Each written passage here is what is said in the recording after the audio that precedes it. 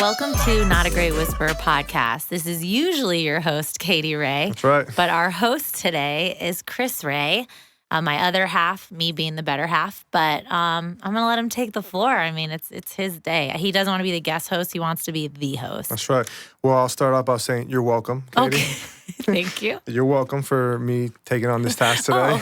Oh, wow. You know what I mean? I think this would be a fresh breath air for some of your billion listeners. Oh. You know, to just hear someone else actually speaking most of the time. Beautiful. I'll try to anyways. That's so messed up. We're here today because I think this is a monumental, very exciting moment. Drum roll. Drum roll. Maybe we could add that in later. Okay. However, but this is your 100th episode. Yes. So maybe 101 will be launched. This will be 101. Yeah. So let me ask you this: did you ever think you'd get here? No. What a fun little. No, I didn't. I mean, once it started, I was like, I have to get here. But I think it's awesome. It's crazy to say we have 100 episodes and podcasts. I mean, did you expect me to get here? No, I did not. I mean, it's just like anything. You know, a lot of people start things. You know, there's a bunch of people. 5, 10 episodes in, which I think that would have been phenomenal as well, and then just fizzle out for whatever reason. Yeah. But you kept on trucking. Thank you. So did you think if you did get here, or did you ever think this quick, longer? Or as far as episodes or what? So I think I have done really well with trying to stay consistent with a few breaks here and there, which you're supposed to be so consistent on podcasts because you're listeners. But I think our whole thing is unique where we have guests. So at any time, people can just log in and find a guest that relates to them and listen. So I think I would have wanted it to be quicker, but it was a passion project. It wasn't like my job. So, I mean, no, I think we did good. I mean, you were all hands on deck too. So yeah. So I mean, I would say I thought way quicker. To get 100, I thought is pretty quick from where we started to where we're at. And then what made you continue with the podcast? Because like I said earlier, a lot of people started podcasts and not for anything, but they stop or whatever. But like I said, you keep on trucking. So as you know, I love meeting new people. I get inspired by people's stories. I love when people are like, I have a boring life. And then when they talk, they just share so many things that relate to other people. That's what kept me going is I met a ton of new people, like brand new people. And, I meet new people. As my stepdad said, I bring in stray cats. But it was fun how people would just start networking me in and be like, hey, she has a podcast. Do you want to be on it? So that's what kept me going. And I really enjoy people being like, that's so cool you have a podcast. And I'm like, I know, isn't it? So I think on that, I thought it was because, when you first started and you had your idea, I was like, I mean, we know some people, but there's only so many people we know. Like how the hell you can interview all these people? And then when you started, people started reaching out to you, people, or then you would reach out to people that you saw on Instagram or whatever, or social media that you liked. And then they'd be like, yeah, I want to be on your podcast. I thought that was pretty cool. Right? That we've incorporated, or I say we, but it was a team you have effort. incorporated the Zoom calls and things like that, which I think, is pretty cool also. So I'm going to get into some questions here. All right. So, I would like everyone to know how prepared you are. I will today. let you know that, as you say, we keep it real on the podcast. Yes. So no bullshit in here. And you can't be like, oh, I don't know. I don't want to hurt anyone's feelings. Okay. You have had 100 people on. Favorite episodes? Here we go. Least favorite. Least? I think this is the easy one. Why? This is the easiest one. Least favorite. What would be my least favorite? I would think the one with us. No, I love that episode. I think giving you the mic, it was super hard for me not to add my 2 cents. That was one of my favorite was us. It was uncomfortable because I had to put myself out there and get judged and all that. So I guess from that aspect, I would say least because of the judgment. But at the same time, I'm in a season of life where I'm like, fuck them. I don't care what people are saying. So I think my least favorite would be, I don't want to say it like this, but when the kids came the one day, I feel like they were so nervous that they didn't get to show their personality about the podcast and how interested they was. So I'm going to redo that one.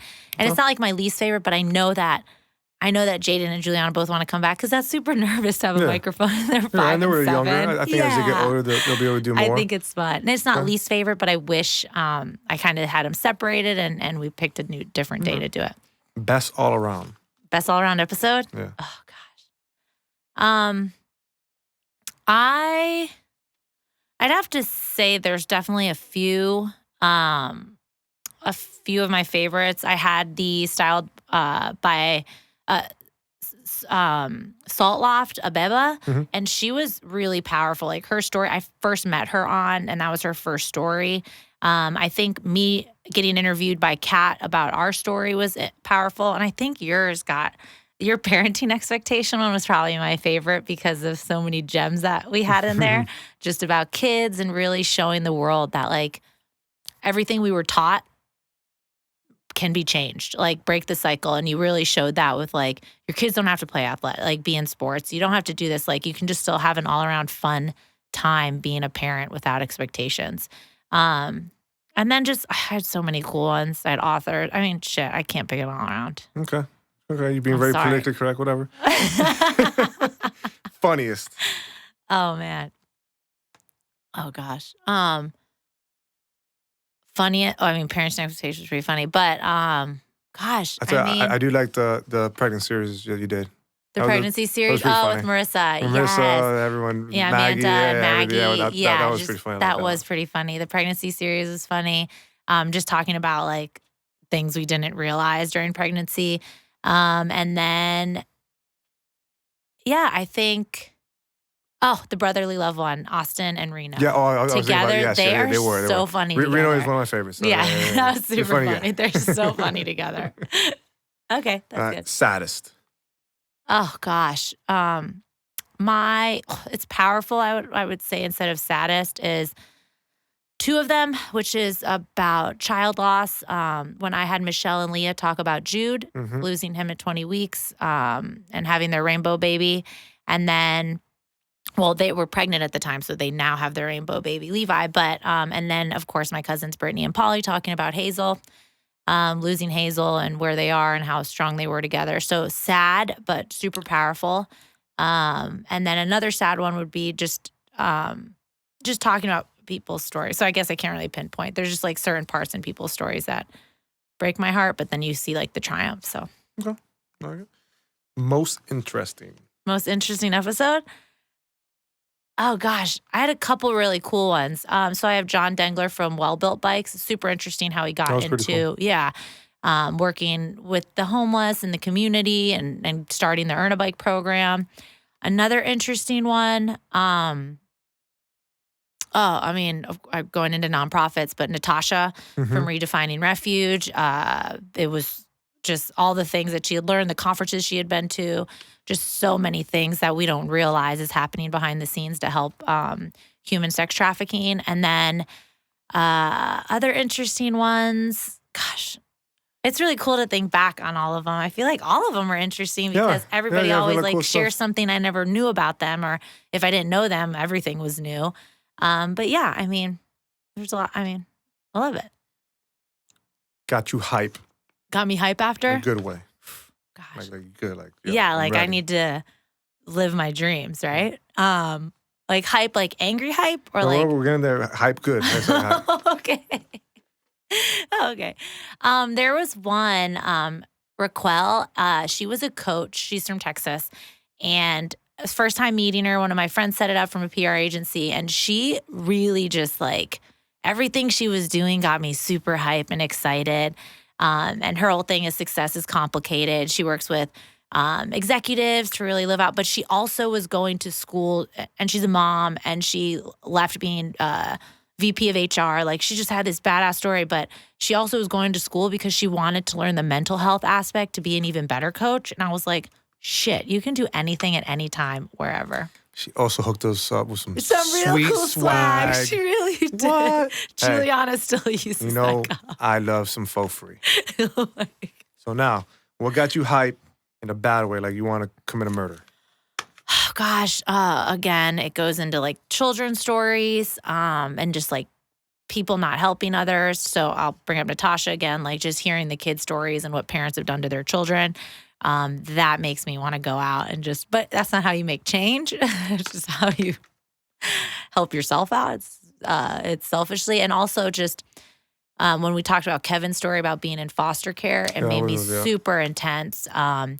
Because I'm just like, oh my gosh, how do we do this to kids? And I guess that's definitely a sensitive spot for me when we just don't allow children to be loved and nurtured and treated correctly. So, Who was the other one? The other foster one you had? Oh, George. Yes, there you go. George from Fostering Change. His story's too super powerful. He's a retired officer, but what he's done to change the foster, just the help he gives to families, and he became a foster parent and his wife.